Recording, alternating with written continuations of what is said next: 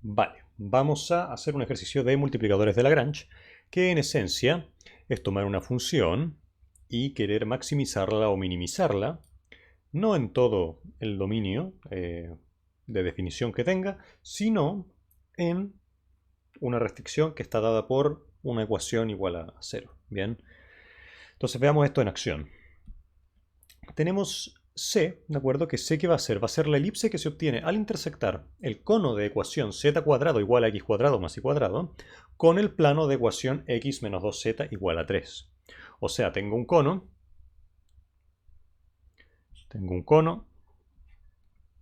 bien, esto es en el plano z igual a 0 aquí. Tengo un cono, lo intersecto con un plano, así, y voy a obtener una elipse. Entonces nuestra C se va a ver así. Bien.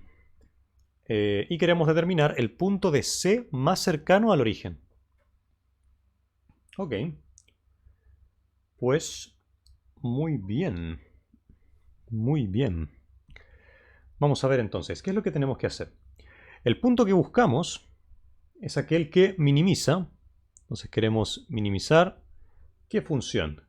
Esta, raíz de x cuadrado más y cuadrado más z cuadrado, ¿cierto? Esa es la distancia de un punto al origen, ¿cierto? Es la norma del vector. Si lo quieren ver más en detalle, ¿cierto? Sería la distancia del punto con el 0, 0, 0, sería x menos 0 aquí, y menos 0 aquí al cuadrado, y z menos 0 al cuadrado.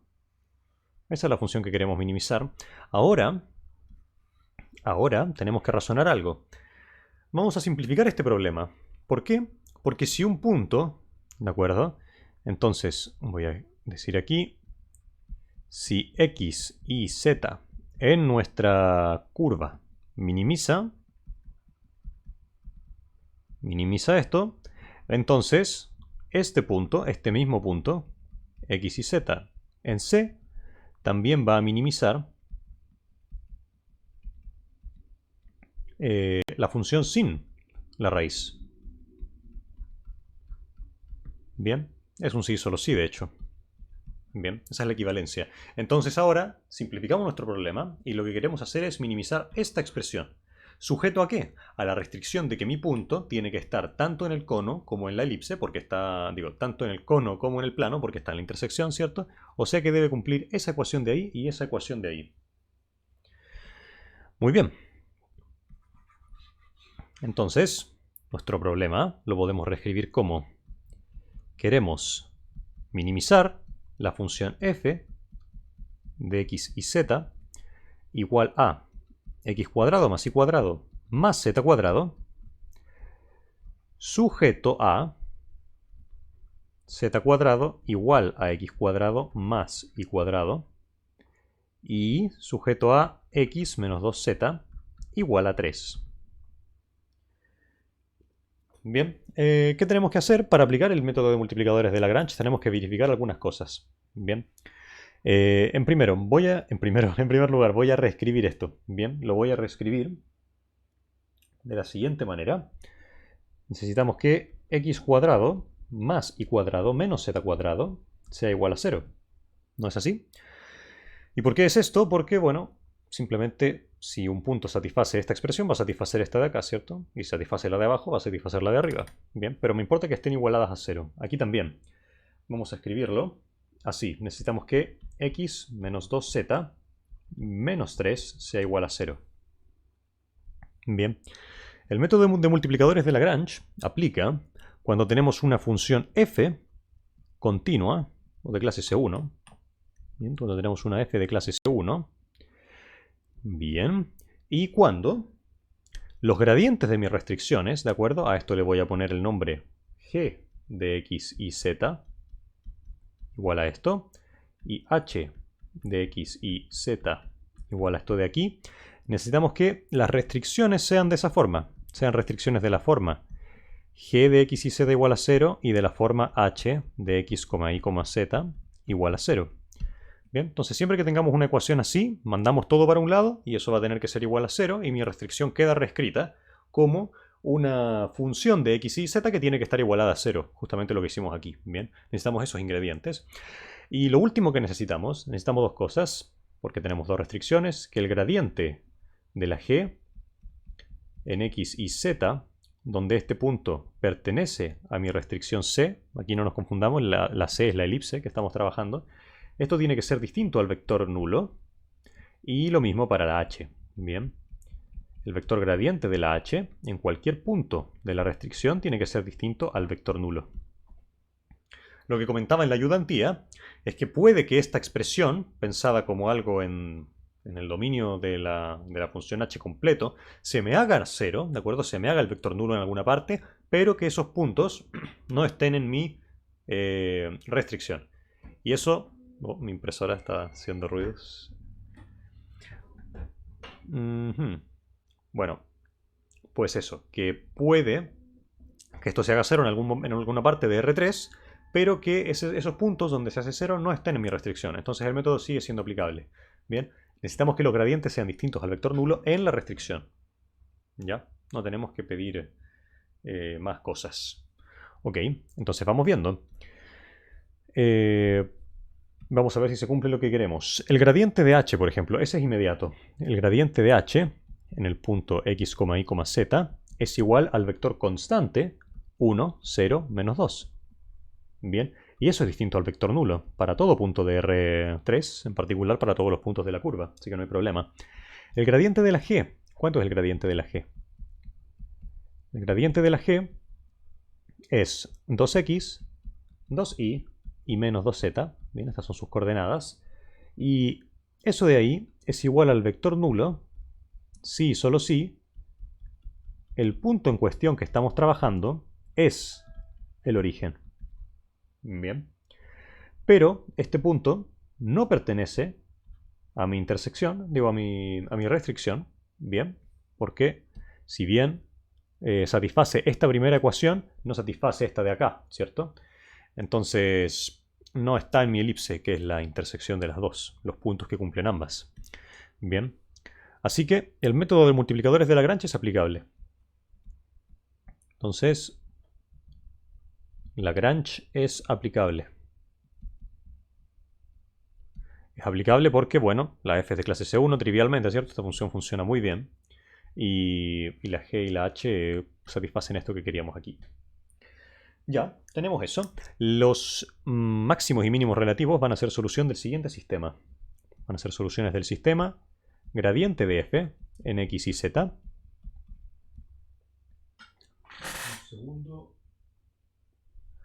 Gradiente de f en x y z tiene que ser igual a un lambda por el gradiente de g en x y z más un mu. ¿De acuerdo? Esto es un escalar, el mu y el lambda son escalares por el gradiente de h en x y z. Y además se deben cumplir las restricciones que teníamos antes, ¿cierto? Estas que estaban aquí. Y h de x y z igual a 0. Insisto, por ejemplo, que g de x y z sea igual a 0 es lo mismo que decir que x cuadrado más y cuadrado menos z cuadrado es igual a 0, o sea, simplemente la restricción original, x cuadrado más y cuadrado es igual a z cuadrado, la ecuación del cono. Bien, así que es exactamente lo mismo. ¿Y cómo queda escrito esto? Bueno, vamos a movernos aquí. Esto nos queda de la siguiente manera. 2x, 2y, 2z tiene que ser igual a lambda por 2x, 2y, menos 2z más mu por 1, 0, menos 2. Y además las otras restricciones, lo que teníamos antes, ¿cierto? Esto es un menos z cuadrado igual a 0 y x menos 2z menos 3 igual a 0. ¿Y esto es equivalente a qué sistema? Bueno, esto es equivalente aquí. ¿Y esto es equivalente a qué cosa? Vamos comparando, ¿cierto? Ahora van a salir 5 ecuaciones en total. Las dos que tenemos ahí abajo, más 3 que provienen de esto de aquí, ¿cierto? Porque esto es igualar dos vectores. Al final, las coordenadas, las componentes tienen que ser iguales también. Entonces, ¿cómo nos queda? Nos queda 2x igual a lambda por 2x más mu. Ok. Tenemos 2y igual a lambda por 2i. 2z igual a menos lambda por 2z menos 2 mu. Y luego las otras dos ecuaciones.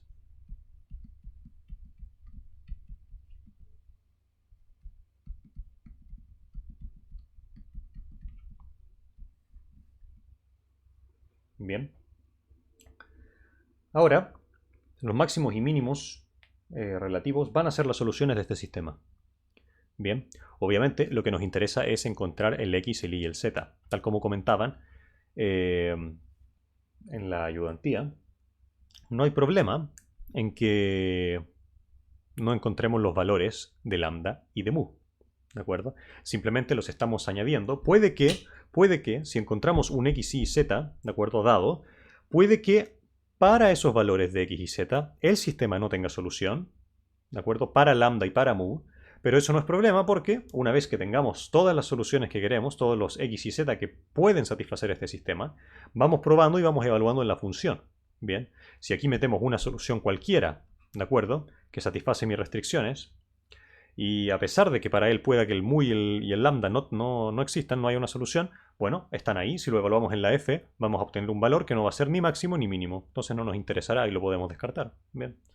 Así que no pasa nada. Realmente el objetivo aquí es encontrar el x, el y y el z. Ahora, ¿qué voy a hacer? Voy a ponerle nombre a estas ecuaciones.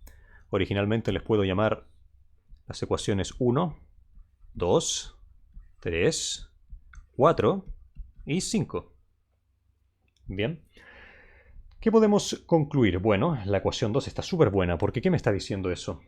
Está diciendo que si yo paso el 2i al otro lado, voy a tener 0 igual a lambda por 2i. Incluso la puedo dividir por 2 primero, si quieren. Puedo decir, i es igual a lambda i. O sea, 0 es igual a lambda i menos i. O sea, 0 es igual a lambda menos 1 por i.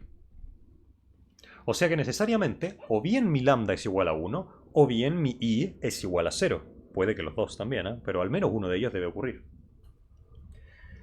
Entonces vamos viendo. Vamos viendo las posibilidades. Que lambda menos 1 sea igual a 0, o sea que lambda sea igual a 1. Bien, entonces primer caso, que lambda sea igual a 1. Entonces, ¿cómo queda la ecuación 1? La ecuación 1, que ahora antes era 2x igual a lambda por 2x más mu, el lambda es 1, así que me va a quedar 2x aquí, me va a implicar que 2x es igual a 2x más mu, o sea que mu es igual a 0. Bien. Y luego, la ecuación 3, ¿cómo nos va a quedar? La ecuación 3. Si mi mu es igual a 0 y mi lambda es igual a 1, nos va a quedar 2z igual a menos 2z.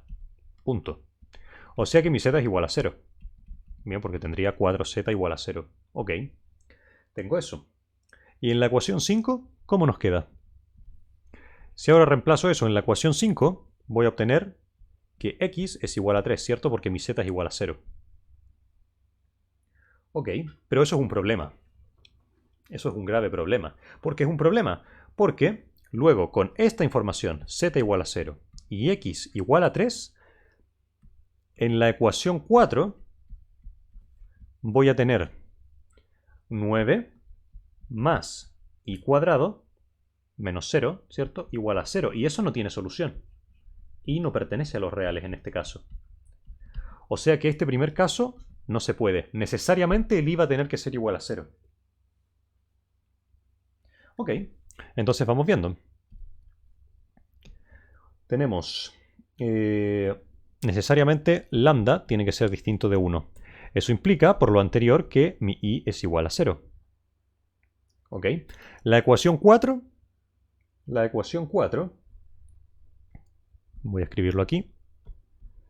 La ecuación 4 queda x cuadrado menos z cuadrado igual a 0, lo que teníamos acá, ¿cierto? Aquí, cuando mi i es igual a 0. Muy bien. Y ahora, a partir de esta ecuación, nosotros recordemos aquí la ecuación de la ecuación 5. Bien, de la ecuación 5 podemos escribir x directamente en términos de z. X es igual a 2z más 3. O sea que combinando estas dos, 2z más 3 al cuadrado menos z cuadrado es igual a 0. Luego, si simplificamos todo eso, nos va a quedar 3z cuadrado más 12z más 9 igual a 0. Luego, simplificamos más todavía. Z cuadrado, aquí dividiendo por 3, más 4z más 3 igual a 0. Y si factorizamos, nos va a quedar z más 1 por z más 3 igual a 0. O sea, hay dos casos. El primer caso, z igual a menos 1. Y el segundo caso, z igual a menos 3. Muy bien. Recordemos, aquí el i ya está dado. ¿Ok? El i es 0. Y aquí, primer caso, si mi z es igual a menos 1, entonces x, que era igual a 2z más 3, va a ser igual a 1. Y bueno, si ustedes lo desean, pueden probar y pueden ver que las soluciones para lambda y mu son 1/3 y 4/3. Pero bueno, eso no es lo importante.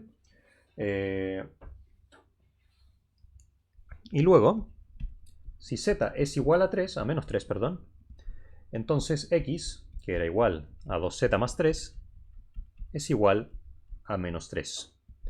Y de esto pueden llegar a que lambda es igual a 3 y mu es igual a 12. Aunque eso, como digo, no es lo importante. ¿Cuáles son las soluciones que encontramos? Las soluciones que encontramos son x y z igual a... Bueno, dijimos que nuestro i necesariamente tenía que ser 0 en este caso, ¿cierto? Nuestro z, vamos viendo, nuestro z era en un caso menos 1 y en ese caso el x era 1. O x y z igual a... También podíamos tener que nuestro z fuese menos 3, en cuyo caso el x va a ser 3. O sea que esas son nuestras soluciones. Nuestras soluciones son el punto 1, 0, menos 1, que le puedo llamar P1, y el punto P2, que es menos 3, 0, menos 3. Sí, aquí me faltó un menos ahí, pum. Muy bien, lo que hallamos aquí abajo.